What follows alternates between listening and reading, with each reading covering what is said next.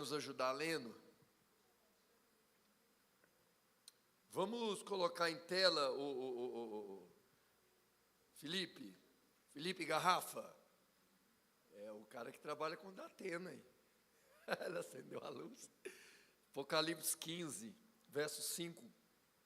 Apocalipse 15, verso 5, por gentileza. Em seguida, olhei e observei. Mas você já está lendo? Não era para ler, não? Nu? Você está devagar hoje. Caramba, tá. Vai, pode ler. Em seguida, olhei e observei que se abriu nos céus o santuário, o tabernáculo da aliança. Então, partiram do santuário os 7 anjos com os 7 flagelos. Eles estavam vestidos de linho puro e resplandecente e portavam cinturões de ouro ao redor do peito. Até 8. E um dos 4 seres viventes entregou aos 7 anjos 7 taças de ouro, repletas da ira de Deus, que vive pelos séculos dos séculos. Imediatamente, o santuário se encheu da fumaça, produzida pela glória e o poder dos anjos. Então, beleza, presta atenção, como sempre. Ontem nós vimos que as trombetas foi de certo ponto de alcance limitado, 1/3. Hoje nós vamos ver que as taças, elas vão atingir o planeta Terra inteiro, todos. Note que no verso 5, põe de novo o 5 em tela, o 5. Olha, em seguida olhei e observei que se abriu nos céus o santuário, o tabernáculo. Lembra, eu acho que todo mundo aqui lembra, daquele tabernáculo que Moisés, por orientação divina, montou enquanto o povo peregrinava pelos 40 anos no deserto? Pois é, aquele tabernáculo lá, agora nós temos um tipo dele aqui. E aquele tabernáculo que foi montado lá na antiga aliança, era o símbolo da vida espiritual daquele povo. Tudo que concernia a Jeová acontecia dentro daquele retângulo, daquele tabernáculo. Então nota que lá no céu, a hora que João está tendo a visão aberta das 7 taças, ele já está no final do período tribulacional, já rolou os selos, já tocaram as trombetas, e agora ele está chegando no final de 7 anos, ele vai ver esse mesmo tabernáculo agora no céu, aquele que já existiu lá na antiga aliança, no céu agora. Então ele observou e olhei, agora abriu, ele estava aberto lá no céu. Só que aí, o que vai acontecer? Verso 8, põe o 8, do 5 vai para o 8. Vai acontecer agora um movimento inverso.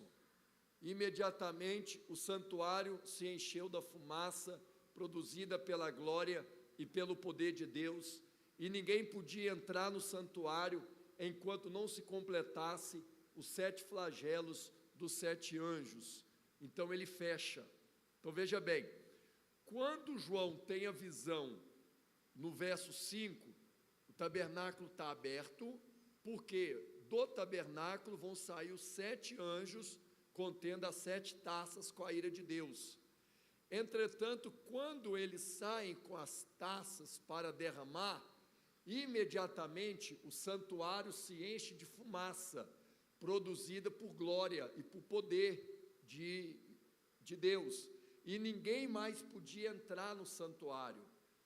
Por que quando eles vão receber as taças, o santuário está aberto, mas quando eles saem com as taças para derramá-las sobre o planeta Terra, o santuário se fecha, porque acredita-se que aqui chegou o ponto final. O santuário era onde que tinha orações e intercessões. O tabernáculo era aquele lugar onde o sumo sacerdote entrava para fazer expiação e intercessão pelo pecado do povo. Então, se a fumaça encheu o tabernáculo todo e ninguém podia mais entrar no santuário, significa que o lugar aonde orava, o lugar aonde suplicava, o lugar onde que se intercedia, está lacrado, ninguém mais podia acessar.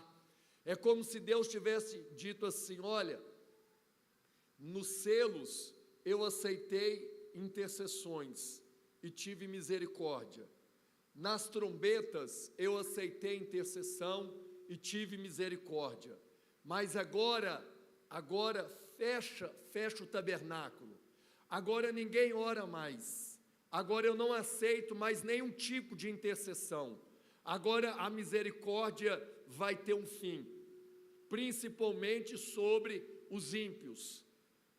Não sei se você consegue criar na sua mente uma figura do que eu estou tentando te explicar. O verso 8 é claro: ninguém podia entrar no santuário enquanto não se completasse os flagelos. Mas por que não podia entrar? Porque ali era o lugar aonde que suplicava por misericórdia, por graça, por benevolência. É como se Deus tivesse dito assim: a partir desse ponto, eu esperei até aqui, eu fiz tudo que pude até aqui, eu tive benevolência até aqui, mas como não houve mudança, não houve transformação, passa o cadeado na porta da igreja e ninguém entra mais para orar, e acabou esse trem de intercessão, acabou a misericórdia, acabou a graça, e enquanto não derramar as taças com a minha ira, não abre a igreja no céu. Mais ou menos assim, acabou. É triste, irmão, mas vai chegar nesse ponto. Tanto é que está em Apocalipse 15, verso 8. Acabou. Inclusive, os teólogos acreditam que aqui é o fim do ministério intercessório de Jesus. Aqui acaba o ministério intercessório. Por quê? Porque Jesus está à direita de Deus Pai, intercedendo por nós. Mas quando chega nesse ponto da história, nem Deus mais aceita que seja feita orações, intercessões e pedido de graça e de benevolência sobre os habitantes do planeta Terra. Então ele fecha o santuário. Quando é que o santuário vai ser reaberto? Só depois que completar o derramamento das 7 taças com a ira de Deus. Até aqui está óbvio, diga amém. Primeira taça, Apocalipse 16, verso 1 e 2. E aconteceu que ouvi uma forte voz que vinha do santuário e ordenava aos 7 anjos: ide, derramai pela terra as 7 taças da ira de Deus. Partiu, pois, o primeiro anjo e derramou a sua taça pela terra. E todas as pessoas portadoras da marca da besta e os adoradores da sua imagem foram atacados por feridas dolorosas e mortais. Então a primeira taça vai atingir somente os adoradores da besta, somente aqueles que foram marcados pela besta. E aqui, irmãos, de novo, a Bíblia está falando sobre feridas dolorosas e mortais. João Ferreira de Almeida diz: úlceras malignas sobre o corpo de todos aqueles que receberam o sinal da besta. Começarão com manchas na pele, se desenvolverá até formas terríveis e incuráveis de chagas. Essa praga é descrita pelo profeta Zacarias com as seguintes palavras: esta é a praga com que ferirá Jeová todos os povos que brigam contra Jerusalém, e a sua carne corromperá quando ainda estiverem com vida, e lhes consumirão os seus olhos, e as suas línguas desfarão na sua própria boca, enquanto ainda estiverem vivos. Então a primeira taça da ira de Deus é uma punitiva contra todos aqueles que receberam a chancela do anticristo e adoraram a besta, a sua imagem, e receberam o seu nome. Nós já falamos um pouco do sinal da besta, e agora nós vamos ver o castigo que Deus vai trazer sobre aqueles que receberam a sua marca. Põe Apocalipse 13:16, por favor. Leia do 16 ao 18 em tela. Ela obrigou a todos, pequenos e grandes, ricos e pobres, livres e escravos, a aceitarem certa estampa de marca na mão direita ou na testa, a fim de que ninguém pudesse comprar nem vender, a não ser que apresentasse a tal marca, que é o nome da besta ou o número do seu nome. Aqui é preciso decifrar. Aquele que tem sabedoria, calcule o número da besta, pois o número representa o nome de um ser humano. Seu número é 666. Volta no 15. 16, né, ô Felipe? Quem te falou 15? Ela obrigou. Não será optativo. Você quer o sinal da besta? Ah, não quer não? Você aceita? Não, ela é a besta. Ela, a besta, obrigou a todos. Quem pergunta se você quer ou não quer é Deus. Quem te dá a opção de aceitar ou recusar é Deus. Quem respeita o livre-arbítrio humano é Deus, o diabo não. Ele vai obrigar as pessoas. Olha lá, ela obrigou a todos. Só tem uma saída para quem não quiser: a morte. Ou aceita ou morre. Um dos dois. E ela obrigou a todos, pequenos e grandes, ricos e pobres, livres e escravos, a aceitarem certa estampa de marca na mão direita ou na testa. Então, irmão, quem dá opção para a gente é Deus. O diabo não dá opção para ninguém, não. Ou a pessoa aceita a marca da besta, ou ela morre. Agora, lembrando que aqueles que aceitaram a marca da besta no período da grande tribulação, eles serão eternamente condenados por Deus. Por isso que a primeira taça é Deus punindo os adoradores da besta, aqueles que receberam a sua marca, que adoraram a sua imagem, porque eles decidiram, poderiam ter escolhido a morte. E a Bíblia fala, pode voltar lá, Apocalipse 16, verso 8. A Bíblia, 16, verso 3. 16, verso, voltar mais 1 e 2. 2 agora, melhor para mim. Partiu, pois, o primeiro anjo e derramou a sua taça pela terra. Todas as pessoas portadoras da marca do 13, todas as pessoas que receberam carimbo da marca da besta do Apocalipse 13, e os adoradores da sua imagem foram atacados por feridas dolorosas e mortais. Por isso que eu sempre digo para vocês, não tem nada de espiritual nisso, é literal. Não marcou, não foi o corpo da pessoa?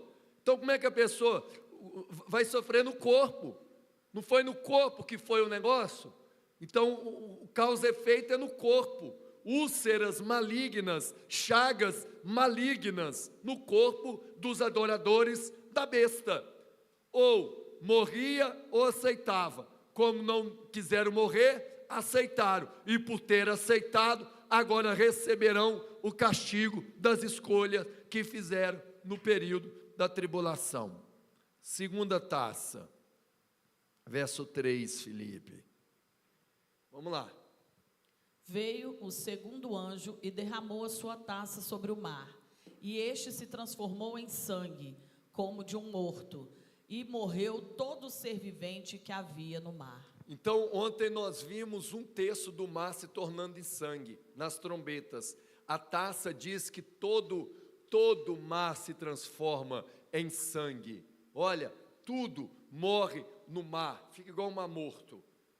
E aí você tem que lembrar que no mar tem aquele processo de evaporação, depois condensação nas nuvens e depois precipitação, chuvas viróticas e bacteriológicas. Por quê? Porque todo o mar se transforma em sangue. Olha lá, como de um morto, e morre todo ser vivente que havia no mar. Ou seja, quando o sol bate no mar, evapora, condensa-se nas nuvens e precipita-se em chuva.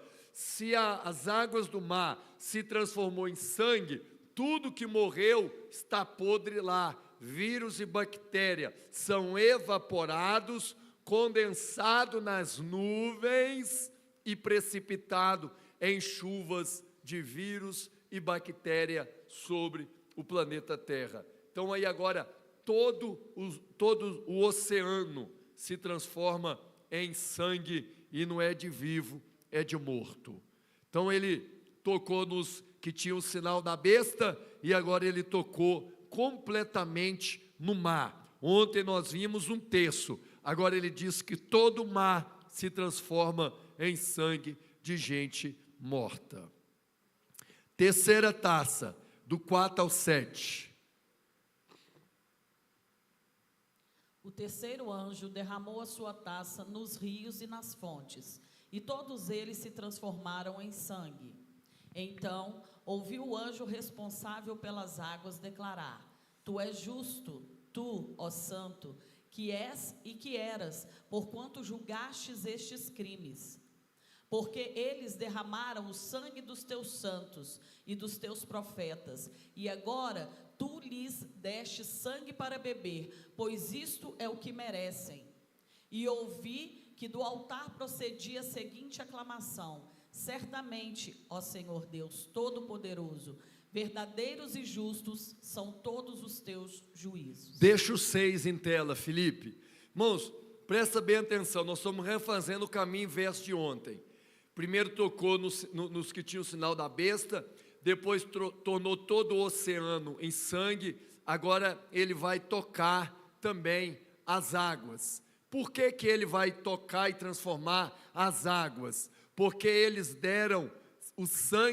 derramaram o sangue dos teus santos e dos teus profetas, e agora tu lhes deste sangue para beber, pois isso é o que eles merecem. Veja bem, é o que eu disse ontem, é a teologia da retribuição, é Deus retribuindo à humanidade todo o mal que eles proporcionaram, perseguindo a igreja, o evangelho, os pastores, os profetas, os missionários, os evangelistas. Essa retribuição é uma retribuição justa a todos aqueles que eles também mataram e perseguiram no período da grande tribulação. Nota que não é injusto, não é uma retribuição desproporcional. Do mesmo jeito que derramaram o sangue dos santos profetas de Deus, Deus também vai dar sangue para eles beberem naquela época. Chumbo trocado não dói, e o que é combinado não sai caro. Então hoje, irmãos, hoje nós estamos aqui numa outra realidade, assentados confortavelmente durante 3 dias, dentro de uma igreja, com porta aberta e etc. Mas nem sempre foi assim, e em muitos países do mundo assim nunca foi e nunca será. Quando você vai estudar a missiologia, você vai pegar ali a janela 10x40, você vai achar os 66 países mais perseguidos do Evangelho. Países que riscaram o nome de Deus da sua Constituição. Países, quando a gente pega igual a França, que aprovou na Constituição o aborto como uma lei. Países que liberam drogas. Países que perseguem a igreja, países que entra num lugar igual esse, mata todo mundo, fecha a porta, ateia fogo, incendeia o prédio. Quem é pego com uma Bíblia é fuzilado, como a Coreia do Norte. Eles derramaram o sangue de muita gente para o evangelho chegar até nós. E Deus vai cobrar cada sangue que foi derramado ao longo da história. Se você estudou um pouquinho da eclesiologia, da história da igreja, você vai perceber como que a igreja foi perseguida.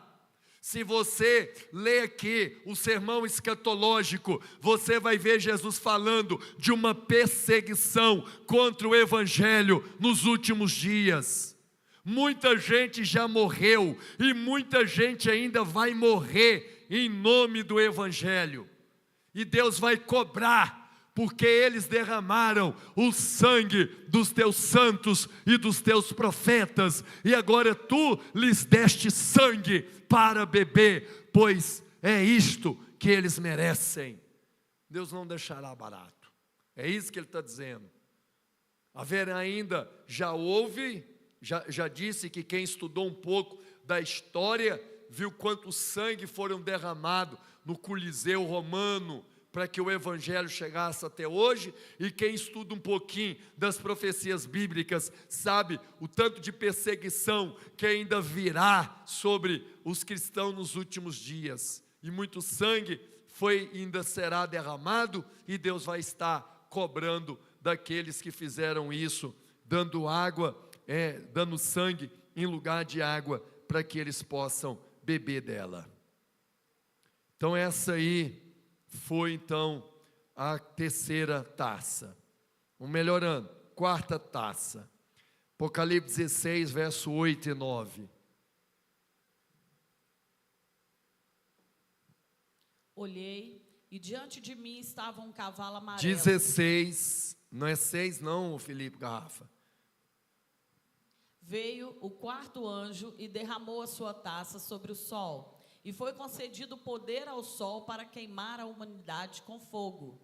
As pessoas foram queimadas pelo forte calor e, colocando a culpa em Deus, blasfemaram contra seu nome, que tem domínio sobre essas pragas. Diante de tudo isso, ainda recusaram arrepender-se de seus pecados para poderem render a glória a Deus. Então aí agora vai falar do sol, volta 8, que diz claramente do sol.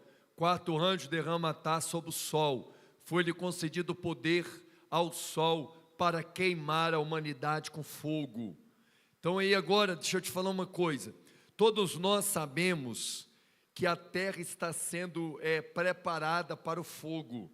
Quando Deus destruiu a terra no primeiro juízo, em Gênesis 6 e 7, quando Ele trouxe o dilúvio, nós sabemos que Deus fez com Adão, com Noé, uma aliança, a aliança noética, que nunca mais destruiria a terra com água. Aí quando a gente vê o arco-íris, a gente lembra dessa aliança.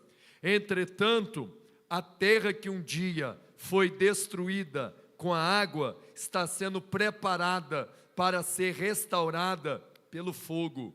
Então agora esse anjo vai tocar no sol e vai nesse período, claro, existir o que se chama de tempestade solar. O que é a tempestade solar? É o sol completamente desequilibrado, produzindo catástrofes irreparáveis sobre a humanidade. Isso vai concordar com 2 Pedro, capítulo 3, versículo 6 em diante. Pedro vai falar isso para nós, em tela, até o 14. Foi pelas águas que o mundo daquela época foi submerso e destruído. Eu vou te parando. Então, perceba, Pedro está se referindo ao dilúvio. O mundo, volta lá meu boneco, no 6, foi pelas águas que o mundo daquela época, Deus destruiu tudo.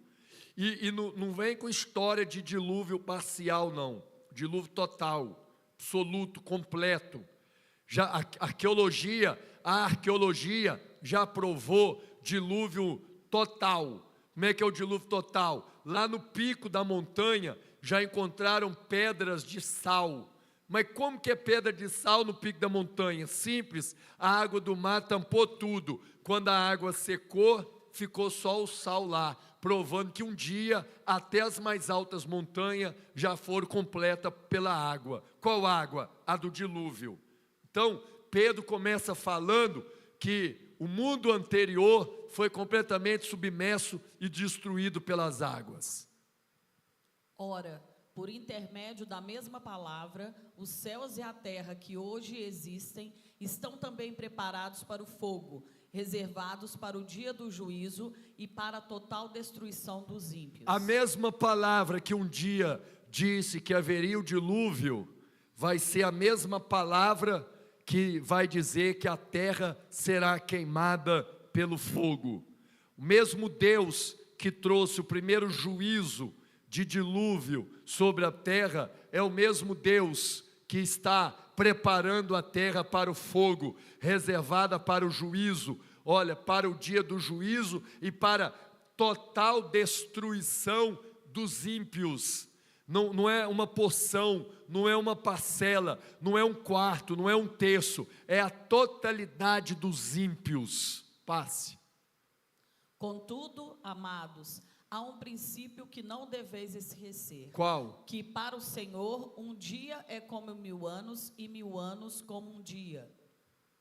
O Senhor não se atrasa em cumprir a sua promessa, como julgam alguns. Pelo contrário. Peraí. Não mudou não. Mesma coisa de hoje já estava lá, ó. O Senhor não se atrasa em cumprir a sua promessa, como julgam alguns. O que alguns pensam hoje? Cadê Jesus? Fala que Jesus não volta. Já era para Jesus ter voltado. A mesma mimimi de hoje já existia lá, ó. 2000 anos atrás já tinha os mimizentos na igreja lá, ó.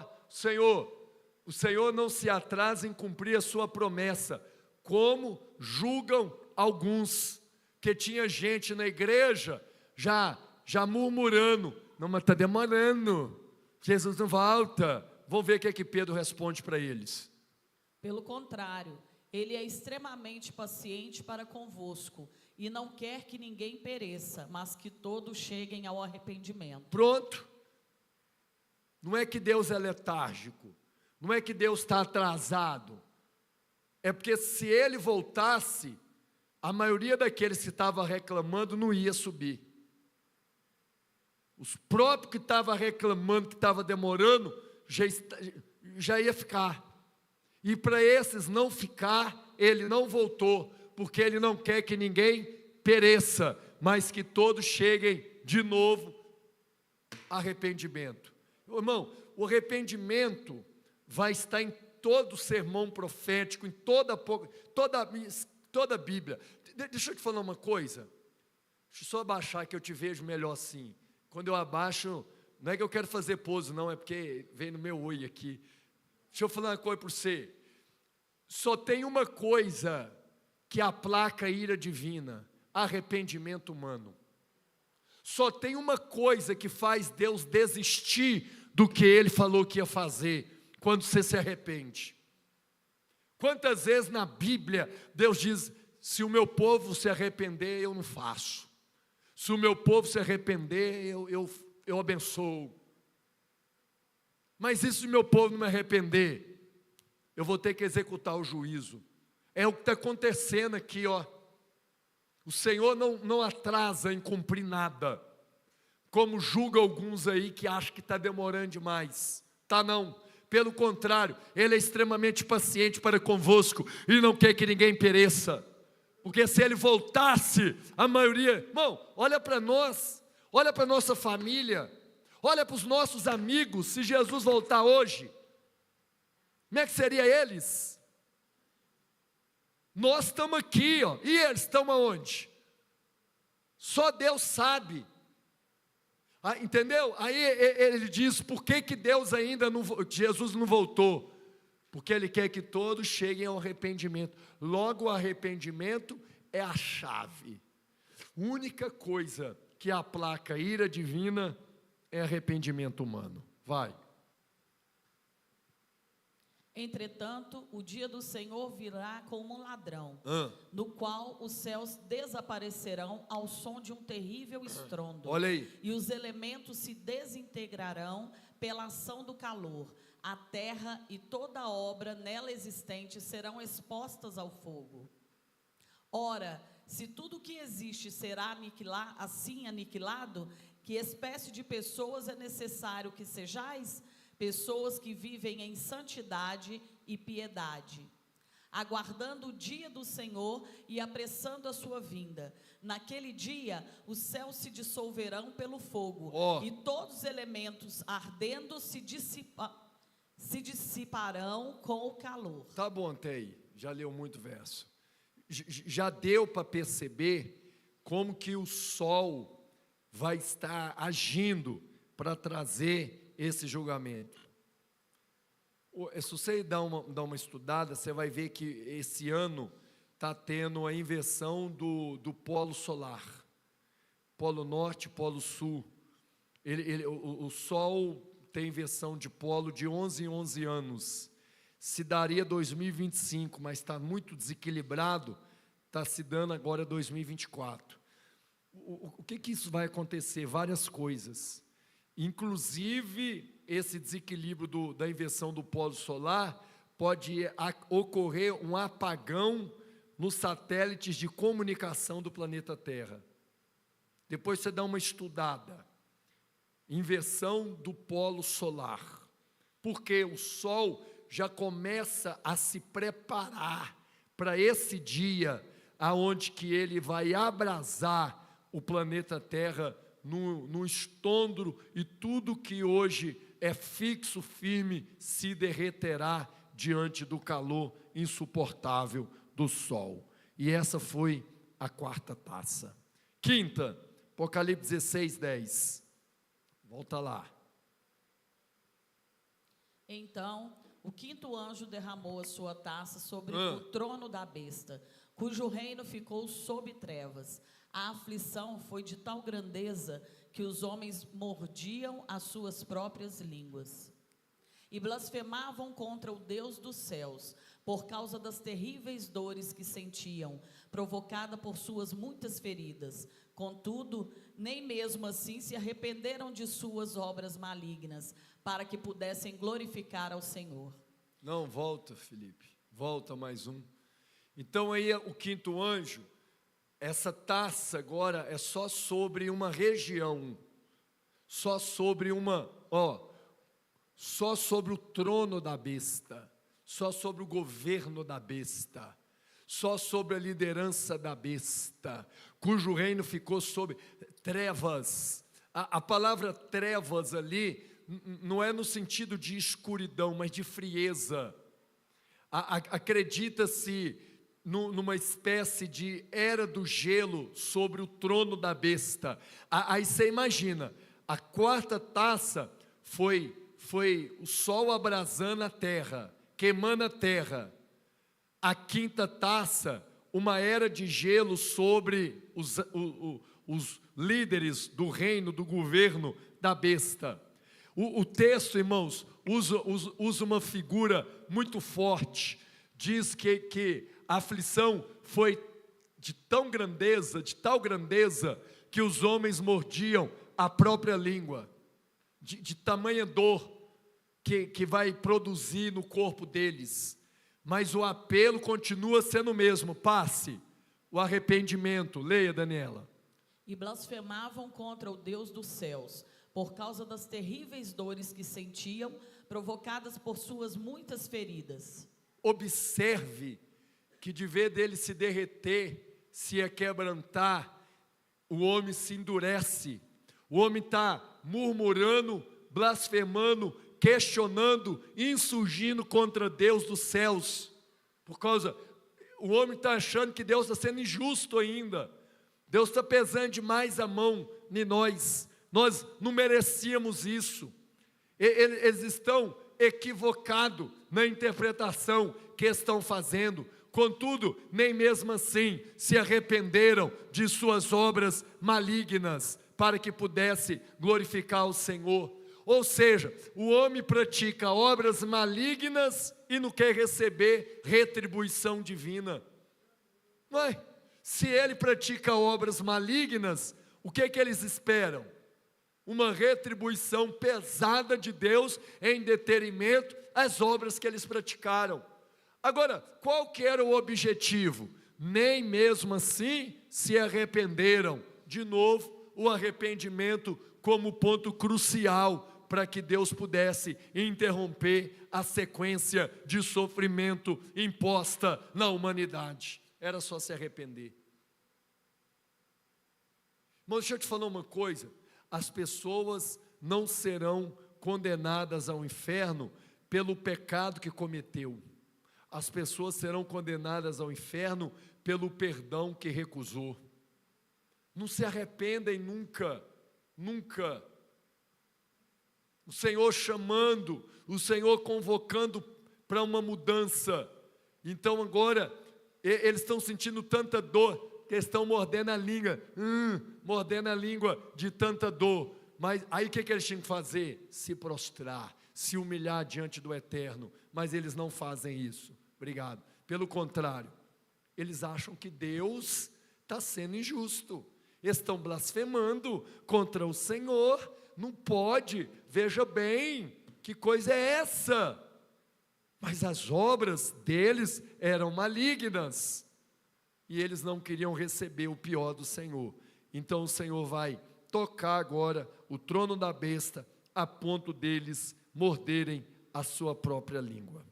Sexta taça, ela é a maior de todas, Apocalipse 16, verso 12. Veio o sexto anjo e derramou a sua taça sobre o grande rio Eufrates, e suas águas secaram, a fim de que se preparasse o caminho para os reis que vêm do Oriente. Até o 16. E aconteceu que observei saírem da boca do dragão, da boca da besta e da boca do falso profeta 3 espíritos imundos, semelhantes a rã. Ora, são espíritos de demônios que realizam sinais miraculosos. Eles vão aos reis de todo o mundo, a fim de reuni-los para a batalha do grande dia do Deus Todo-Poderoso. Eis que venho como vem o assaltante. Bem-aventurado todo aquele que se mantém alerta e conserva suas vestes preparadas, pois assim não terá de correr nu e ter sua vergonha exposta ao público. Então, os 3 espíritos se reuniram em um lugar que em hebraico é chamado Armagedon. Volta no 13, então olha para mim, presta atenção, eu vou explicar isso aqui devagar. Essa taça começa com a falsa trindade. Qual que é a falsa trindade? Está aí, ó, dragão, besta e falso profeta. Quem que é o dragão? É o diabo. Quem que é a besta? É o anticristo. Quem que é o falso profeta?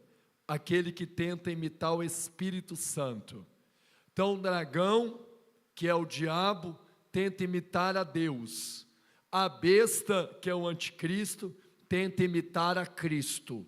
E o falso profeta tenta imitar o Espírito Santo. Ok? Esses 3 se reúnem agora, os 3 se reúnem, 3 espíritos imundos semelhantes a rãs, passe. São espíritos de demônios que realizam sinais miraculosos, eles vão aos reis de todo o mundo, a fim de reuni-los para a batalha do grande dia do Deus Todo-Poderoso. Que batalha é esta? É a batalha do Armagedon. Como que vai funcionar? Deixa eu te explicar. Vai haver uma interferência no rio Eufrates. Passe o verso. Eis que venho para Arapororô, já leu, passe também esse. Esses 3 espíritos se reunirão em um lugar chamado em hebraico, reunirão em um lugar que em hebraico é chamado Armagedon. Então Israel, ele está dividido, protegido pelo rio Eufrates, mais ou menos 1,5 quilômetro de largura, de um lado para o outro, é muita água. E esse rio serve como que um escudo para que Israel não seja atacado. Porém, todavia, nós sabemos que esse rio, ele já vem secando. Se você pegar uma foto da NASA, foto satélite do rio Eufrates, você vai perceber que desde o ano de 1990, o rio Eufrates vem secando. Quem começou a secar o rio Eufrates? Um homem chamado Saddam Hussein.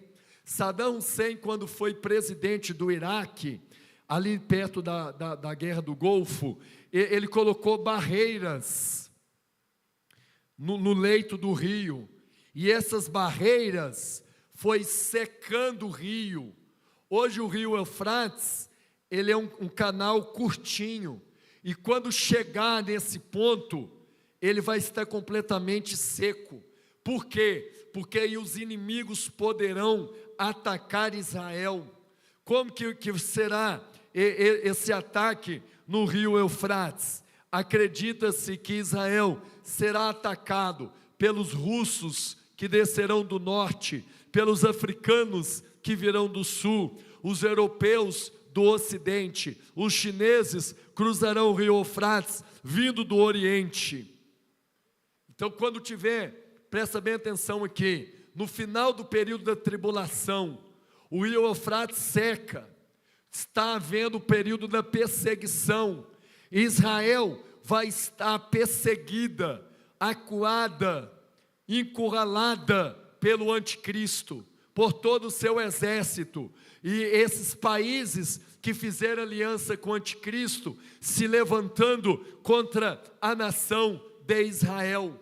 Eles estão reunindo naquele lugar que é chamado de Armagedon, o Vale do Megido. E é literal, existe lá essa planície. Por exemplo, Napoleão Bonaparte já lutou nesse lugar. Vários outros. Só que, como eu disse domingo, a Bíblia só cita o epicentro, mas vai ser uma guerra mundial.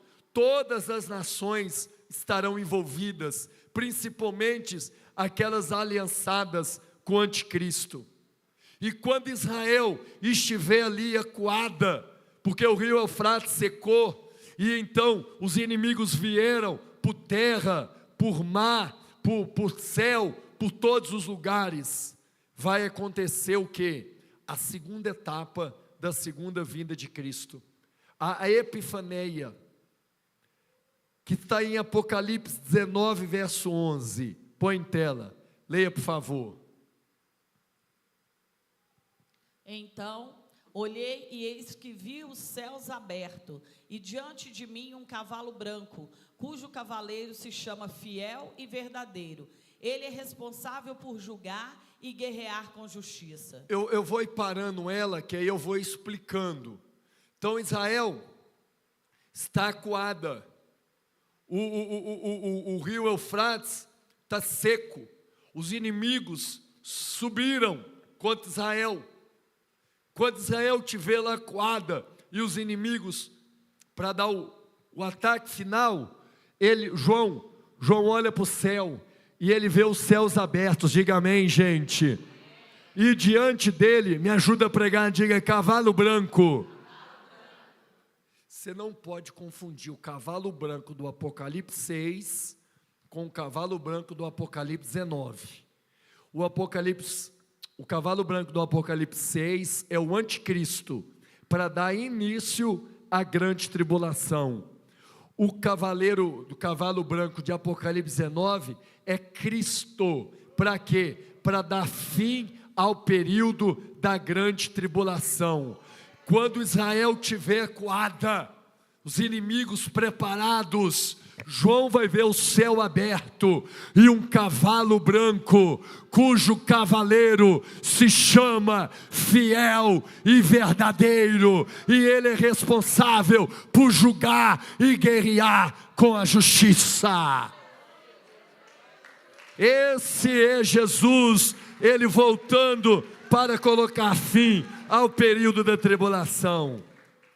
Vou te parando, verso 12, e vou explicando. Seus olhos são como chamas vivas de fogo, e em sua cabeça há muitas coroas, e um nome escrito que somente ele conhece. Quando o céu se abre, João vê o cavaleiro do cavalo branco, cujo nome é fiel e verdadeiro, aquele que virá julgar e guerrear com a justiça de Deus. Esse cavaleiro, os seus olhos são como chamas vivas de fogo, fala da onisciência, fala que os olhos de Jesus prescuta todas as coisas, fala da sua percepção aguda, os olhos de Jesus como chamas de fogo, fala do seu conhecimento profundo. Na cabeça de Jesus vai ter muitas coroas que são diadema, é a coroa do rei vitorioso sobre todos os seus inimigos, e Jesus terá o nome que somente ele conhece. Vai criando a imagem, vai criando a imagem. Israel presa, o rio Eufrates seca, anticristo, dragão, falso profeta, os exércitos, Israel aqui, João vê o céu aberto, o cavaleiro descendo, fiel e verdadeiro, que guerreia com justiça divina, cujos olhos são oniscientes, que prescuta de maneira profunda. Na cabeça dele há várias coroas, porque ele é o rei vencedor, e ele tem um nome cujo ninguém conhece, somente ele. Que nome é esse? Ninguém sabe. Daqui a pouco aparece um besta na internet falando o nome. Eu descobri o nome. Não descobriu nada, irmão. Ele só quer que você dê um like lá. Passa esses bobos. Um nome escrito que somente ele conhece. Se só ele conhece, acabou, fechou. Silencia. Aí aparece um tanto de gente lá na internet, o novo nome de Jesus. Aí eu não tenho paciência para isso. O que está revelado ao homem, e o que é oculto pertence a Deus. Deuteronômio 28, 28. A gente tem que parar de achar que nós vamos ter revelação 100%. Tem coisa que Deus revelou para nós, tem coisa que Deus não revelou. Esse nome de Jesus no verso 12, ele não revelou, só ele sabe o nome. Está comigo, amém? Verso 13. Os exércitos estava vestido com o manto salpicado de sangue, e o seu nome é palavra de Deus. Pronto, no 13, deixa no 13, nós estávamos no 13? Tem nome. Então veja bem,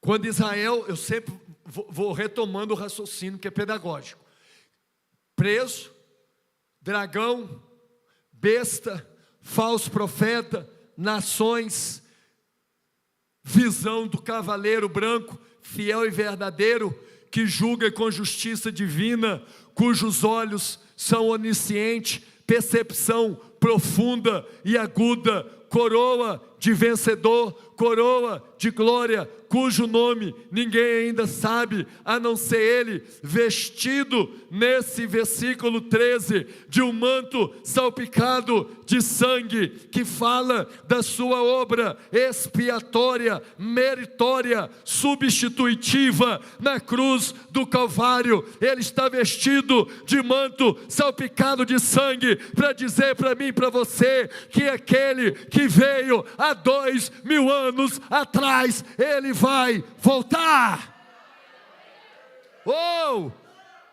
E o seu nome é palavra, o seu nome é logos, o seu nome é rema, o seu nome é a palavra de Deus. Verso 14. Os exércitos do céu o seguiam, vestidos de linho fino, alvo e puro, montados em cavalos brancos. Opa! 2 exércitos são vistos seguindo Jesus no seu regresso, na sua epifaneia. Qual é o primeiro exército que vai seguir a Cristo? É a igreja que foi arrebatada, a igreja que passou pelo bema, a igreja que passou pelas bodas, a igreja que foi vestida de branco. Quando Jesus voltar, a igreja vai voltar com Jesus Cristo, vestida de branco, assentada sobre cavalos brancos, seguida juntamente dos exércitos dos anjos dos céus. Então 2 exércitos seguem a Cristo. O primeiro exército a igreja, o segundo exército os anjos. Verso 15. Uma espada afiada saía-lhe da boca, para ferir com ela as nações. Ele as regerá com cetro de ferro, e ele mesmo é o que pisa o lagar do vinho, da justa ira de Deus Todo-Poderoso. Preparação para o julgamento final. Da boca de Jesus vai sair uma espada afiada para ferir as nações. A Bíblia diz que ele mesmo pisará o lagar do vinho. Olha, do mesmo jeito que um homem esmaga uma uva no chão, assim Jesus Cristo esmagará todos os seus inimigos. João está vendo Jesus voltar. Quando Israel está acuada, dragão, besta, falso profeta e exército. Nesse momento João está tendo essa visão que eu estou interpretando para vocês. O cavaleiro branco, o fiel, o justo, o verdadeiro, aquele que volta para julgar com a justiça divina, aquele cujo qual todos estão aguardando como seu verdadeiro Salvador, e ele está nessas categorias. Os olhos como chama de fogo, ele tem coroas, ele tem um nome que ninguém sabe, ele está vestido de branco, salpicado de sangue por causa da sua obra, e ele também está acompanhado da igreja, dos anjos, e da boca dele uma espada que significa julgamento. Ele diz assim: olha, ele mesmo é o que pisa o lagar do vinho da justa ira de Deus Todo-Poderoso. Do mesmo jeito que você pega uma uva, põe no chão e esmaga ela, assim quando Jesus voltar, ele vai esmagar. Acabou misericórdia. O templo está fechado, a igreja, o tabernáculo está fechado, não aceita mais intercessão, Deus não aceita mais misericórdia, agora é a ira de Deus Todo-Poderoso. Continue a interpretação, verso 16, é a melhor. Em seu manto, sobre a coxa, traz escrito este nome: qual? Rei dos Reis e Senhor dos Senhores. Opa! João está na sua visão aberta, ele está vendo, ele não está dormindo, ele não usou cocaína, ele não está alcoolizado, não, ele está sóbrio, ele tem espírito. Os céus está aberto diante do profeta, estamos diante do clímax, do final do período da grande tribulação. Israel está ali, perto da sua morte, todo o exército do anticristo, e agora João está vendo esse cavaleiro vindo, juntamente com seu exército, e ele tem todas essas características, e João disse que sobre ele, sobre o manto dele, sobre a coxa dele, vai ter um título, vai ter uma patente, vai ter algo escrito: ele é rei de reis, ele é senhor de senhores, Ele é o mais poderoso, Ele é mais poderoso no céu, Ele é o mais poderoso na terra, Ele é mais poderoso no inferno. Não tem ninguém mais poderoso do que Jesus. Diante de Jesus, todo joelho se dobrará, toda língua confessará que Ele é o Senhor. Ele voltará como o Rei dos Reis e o Senhor dos Senhores. O maior título de Jesus Cristo. Aleluias. Avistei um outro anjo que se colocou em pé no sol. A visão continua. E que clamava em alta voz a todas as aves que estavam em pleno voo pelo meio do céu: vinde, ajuntai-vos para a grande ceia provida por Deus. A ceia é o corpo dos mortos, quer ver? Pode passar. A fim de comerdes a carne de reis, de comandantes, de poderosos, de cavalos e de seus cavaleiros, pequenos e grandes. João está vendo o tanto de gente que vai morrer.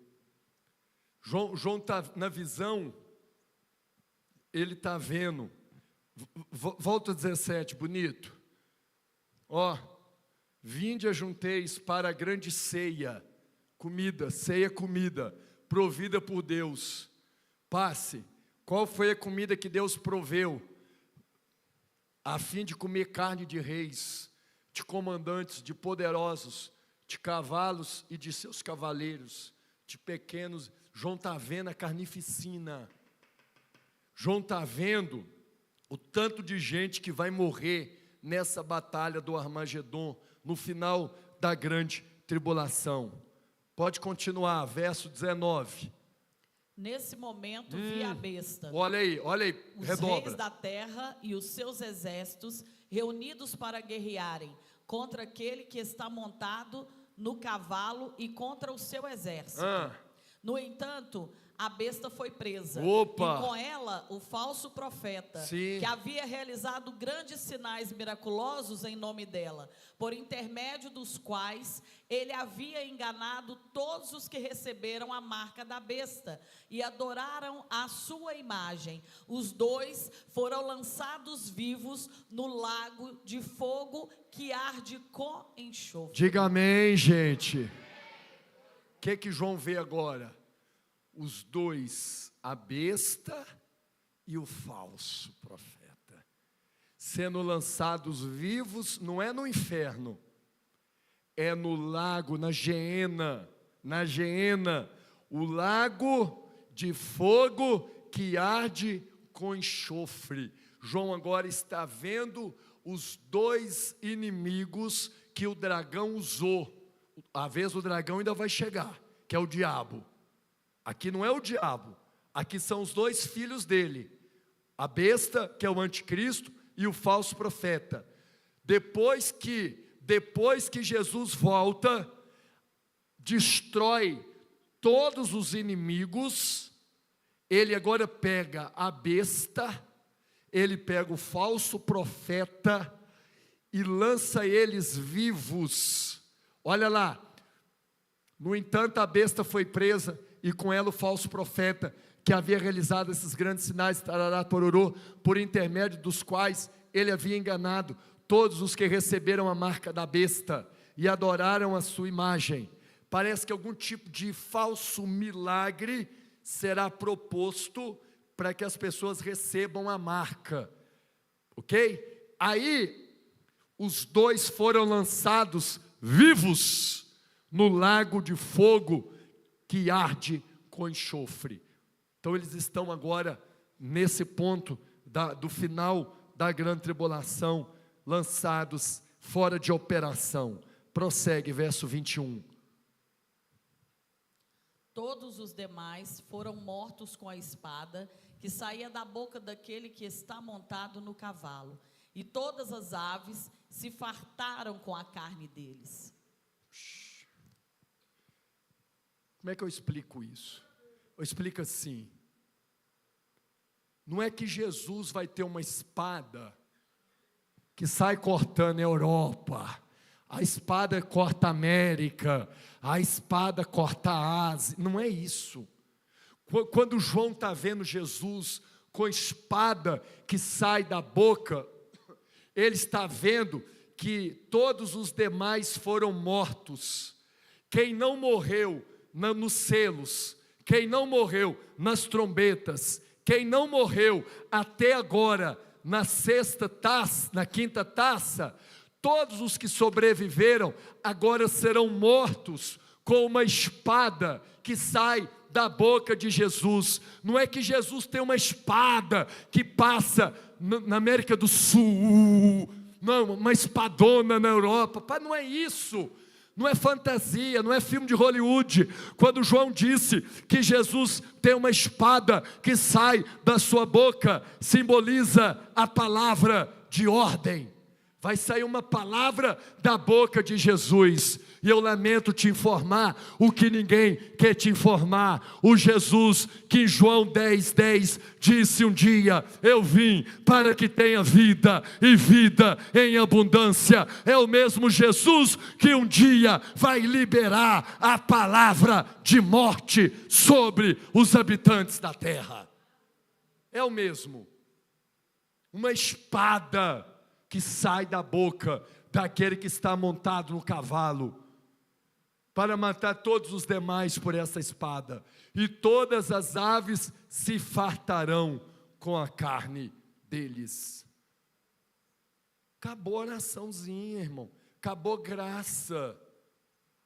Acabou misericórdia, Deus, me perdoa. Eu mudo, agora eu mudo. Irmão, você não precisa acreditar. Pode continuar do jeito que você estiver. Tem 3 noites que eu estou aqui pregando. Tem 3 noites que eu estou aqui berrando com toda a força dos meus pulmões. Essa ficha não cai mais não, irmão. Nós temos que mudar, ou então nós vamos passar por esse troço aí. João está vendo Jesus, irmão. Isso aqui que eu estou lendo, ela está lendo, eu estou interpretando, é ele tendo a visão. Está acontecendo rápido. Deixa eu dar mais uma explicação, já que nós estamos na chuva para molhar.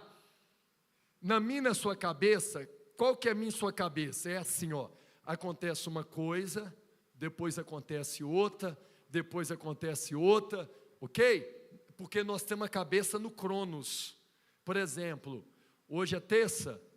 Terça na nossa vida nunca será antes de segunda, sempre depois. Isso é Cronos. Terça sempre vem antes de quarta. Pegou? João não está vendo no Cronos, João está vendo no Kairos. Então a tela é 360 graus. Está acontecendo tudo ao mesmo tempo. Ele está registrando. Essa que é a dificuldade da gente às vezes interpretar, porque a gente quer interpretar no nosso tempo, mas ele não teve a revelação no nosso tempo, ele teve a revelação no tempo de Deus. E no tempo de Deus, qual é o tempo de Deus? Eternidade. E o que é eternidade? É um elemento que preexiste fora do tempo. Então eternidade é um elemento que preexiste fora de tempo. Então para João está tudo certo, ele está tendo a visão, e está acontecendo tudo ao mesmo tempo para ele, e ele está desesperado, tentando registrar todos esses fatos. E aí então, Israel ali, o anticristo, o dragão falso profeta, o exército do anticristo, e ele tendo essa visão maravilhosa, que eu acabei de narrar. E então, queridos, quando João termina de ver isso aqui, Jesus agora está descendo. Empresta sua mente. E agora Jesus vai pisar, literal, de novo na terra. Zacarias 14:4. Põe Zacarias 14:4. Jesus vai pisar agora literal. Naquele dia, os seus pés estarão sobre o Monte das Oliveiras, a leste de Jerusalém. E o monte se dividirá ao meio, do oriente para o ocidente. E haverá um vale muito grande. E a metade do monte será retirado para o norte, e a outra metade para o sul. Vai. Fugireis pelo meu vale entre os montes, porquanto ele se estenderá até Azel. E fugireis do mesmo modo como fugiste de diante do terremoto, nos dias de Uzias, rei de Judá. Então Yahvé, o Senhor, o meu Elohim, Deus virá com todos os seus quedushins santos. Vai. E naquele dia não se sentirá calor nem frio, nem geada. Vai. Mas será um dia único, um dia definido e bem conhecido de Yahvé, no qual não haverá separação entre dia e noite, porquanto, mesmo após o pôr do sol e durante o anoitecer, a claridade permanecerá. Yahvé será o rei de toda a terra. Naquele dia haverá um só Senhor, e o seu nome será o único nome.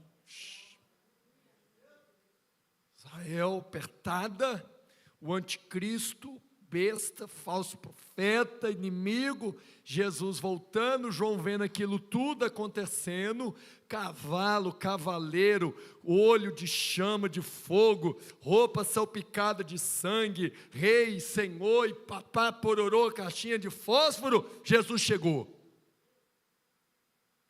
Põe o verso 4.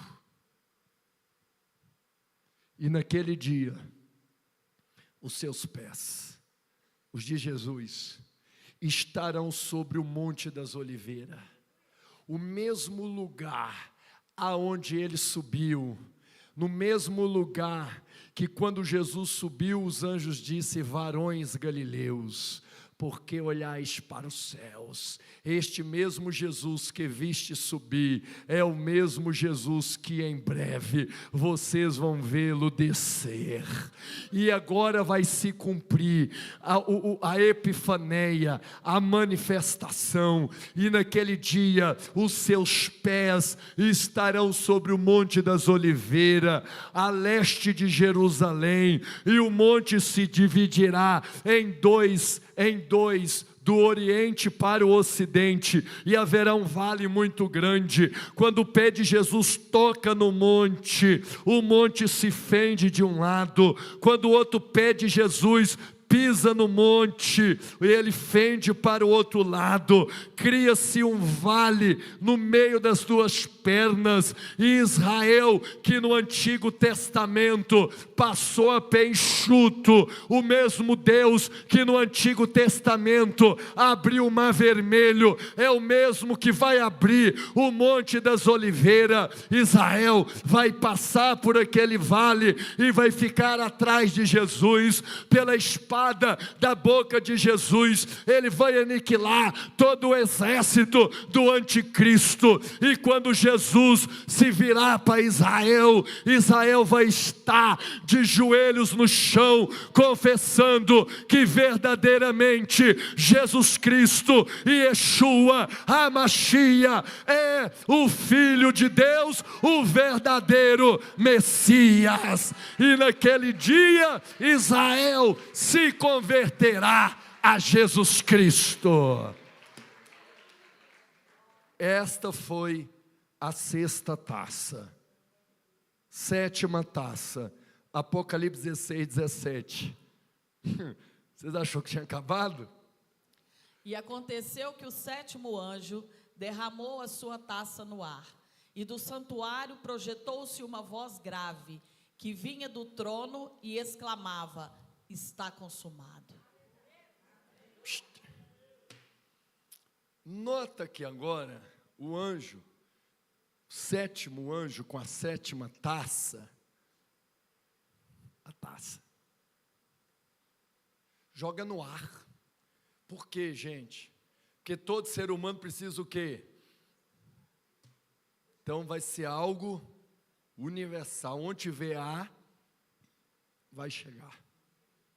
Tem uma expressão aqui que você conhece, não conhece não? Me ajuda a pregar, diga: está consumado.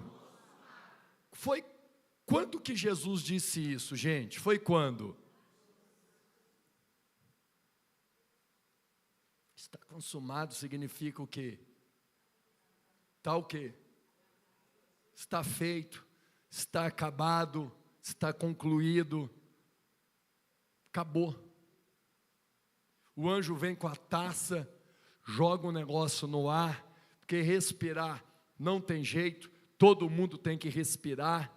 E aí, depois que ele joga essa taça, do santuário, projetou uma voz grave que vinha do trono e exclamava: acabou, está consumado. Estou pondo um ponto final na história. Vou virar a página. Vou começar um novo ciclo. Mas não parou por aí.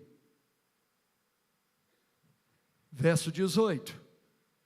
Imediatamente ocorreram relâmpagos, vozes, trovões e um colossal terremoto. Nunca havia irrompido um terremoto de tão devastadoras proporções quanto esse, desde que o ser humano existe sobre a terra. Depois que o anjo joga a taça no ar, veio a voz do trono e diz: acabou, está consumado. Um terremoto colossal. João chega a ser caprichoso nesse verso. O capricho dele é: irrompido um terremoto de tão devastadora proporções quanto este, desde que o ser humano existe sob um terremoto cujo qual nunca houve na história. Isso aqui é o final. Jesus já voltou, Israel já converteu, já está lá prostrado e está feito, e agora entra esse terremoto de proporções desconhecida pelos seres humanos. Todas as placas tectônicas do planeta Terra sendo chacoalhada, sendo balançada. Prossiga. 19. A grande cidade foi dividida em 3 partes, e as cidades das nações simplesmente desmoronaram. Deus lembrou-se da grande Babilônia e a fez beber o cálice do vinho do furor da sua ira. A cidade ali é Jerusalém. A grande cidade não é Nova York, nem São Paulo. A grande cidade foi dividida em 3 partes, Jerusalém. E as cidades das nações simplesmente desmoronaram. Deus lembrou-se da grande Babilônia e fez beber o cálice do vinho do furor da sua ira. A meretriz, a Babilônia comercial, a Babilônia religiosa, aquela cujo qual tem um cálice dourado de ouro por fora, mas carrega abominações pelo lado de dentro. Deus derramou a sua taça, a sua ira, e dividiu as nações. 20. Todas as ilhas fugiram e as montanhas foram aplainadas. Observe que a superfície do planeta Terra está começando a mudar. Por quê? Para implantar o reino. Olha lá, um terremoto colossal como nunca houve, ele já narrou, e agora o resultado do terremoto: ilhas fogem e montanhas são aplainadas, porque a ideia do reino milenar é só reta, só planície, não tem nem vale e nem montanha, tudo retinho. Então aí agora começa a remodelar a superfície do planeta para um reino de Cristo. Vai. Desabou o céu sobre a humanidade. Uma tempestade com enormes pedras de granizo, com cerca de 35 quilos cada, precipitou sobre os habitantes da terra, e eles blasfemaram contra Deus por causa dessa calamidade, pois o seu castigo foi sobremodo grande. Acabou? Espera aí, Felipe. Volta lá, Felipe. O céu desabou sobre a humanidade. O céu desabou sobre os seres humanos. Tempestades enormes de pedra pesadíssima. E eles ainda blasfemaram contra Deus por causa desta calamidade. Este é o final do período da grande tribulação. Irmãos, o homem só tem um jeito de se escapar: se arrependendo. O homem só tem uma saída: permanecendo firme na presença de Deus. Eu espero que quando tudo isso estiver acontecendo aqui na terra, nós, a igreja verdadeira, possamos já estar lá na nossa pátria. Fica firme, meus irmãos. Ontem nós cantamos Vai Valer a Pena. É por causa destas coisas também que vale a pena ser fiel ao Senhor. O céu vai desabar sobre a humanidade, e todos os ímpios beberão da taça da ira do Deus Todo-Poderoso. Enquanto isso, nós vamos beber do suco da videira, nós vamos beber do vinho novo, nós vamos beber da água da vida, nós vamos comer do maná escondido, nós estaremos para sempre com o nosso Senhor. Lá não haverá dor, lá não haverá tristeza, lá enxugará dos nossos olhos todas as lágrimas, lá nós andaremos em ruas de ouro e de cristal, lá nem o sol vai precisar, porque a própria glória de Deus iluminará aquela cidade. Fica firme, fica de pé, louvor vem me ajudar.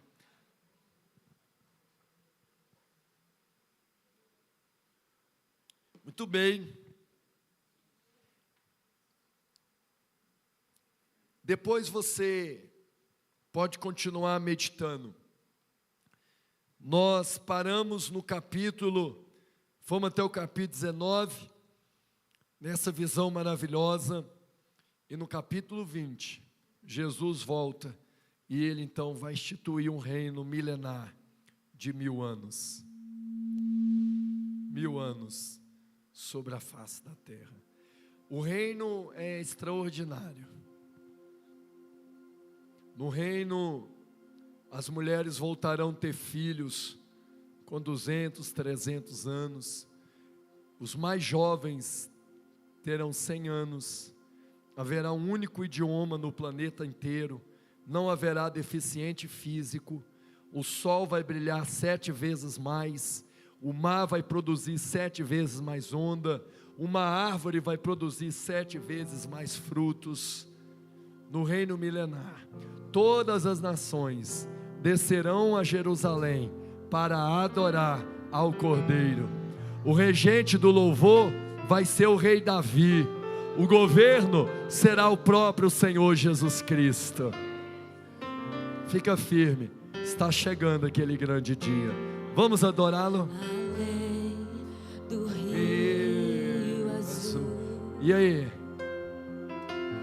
As ruas são de ouro e de cristais. Ali tudo é vida. Oh! Ali tudo é paz, morte e choro. Levante as suas mãos. Nunca mais. Adore a Ele. Tristeza e dor. Adore. Nunca mais. Uau. Além do rio azul. E aí? As ruas são de ouro e de cristal. Eu creio. Ali tudo é vida. Ali tudo é paz. Morte e choro. Nunca mais. Vai, declare. Tristeza e dor. Vai, que água branca. Nunca mais. Vai, que água branca. Declare. Verei o grande rio da vida, claro como um cristal. Verei a face do meu mestre querido. Aleluias. Não haverá mais noite ali. Não haverá nenhum clamor. Verei os olhos de Jesus e tocarei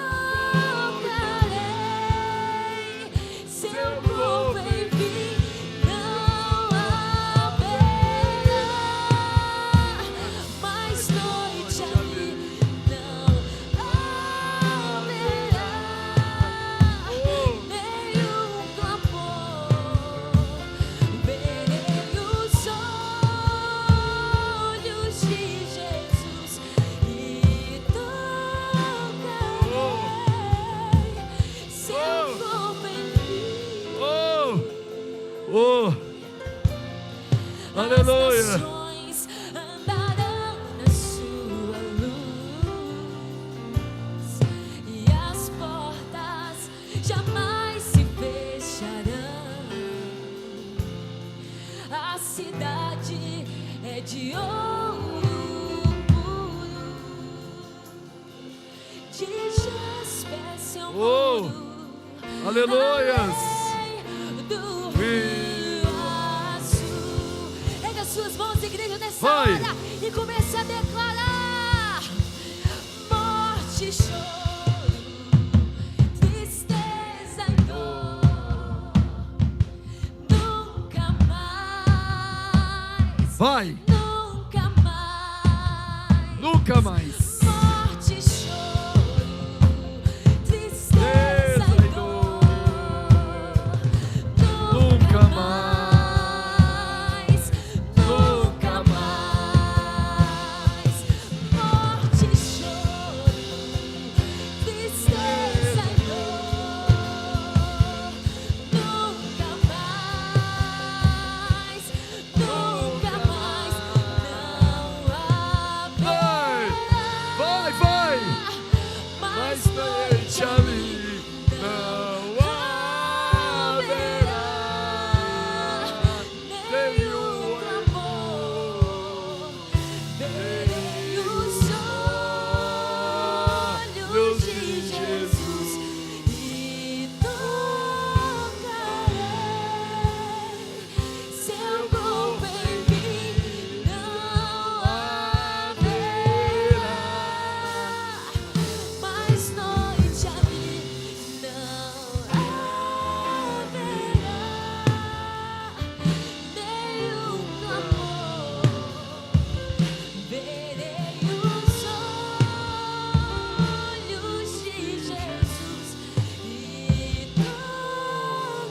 tocarei seu corpo em mim. Uau. As nações Uou. andarão em sua Adore a Ele, adore.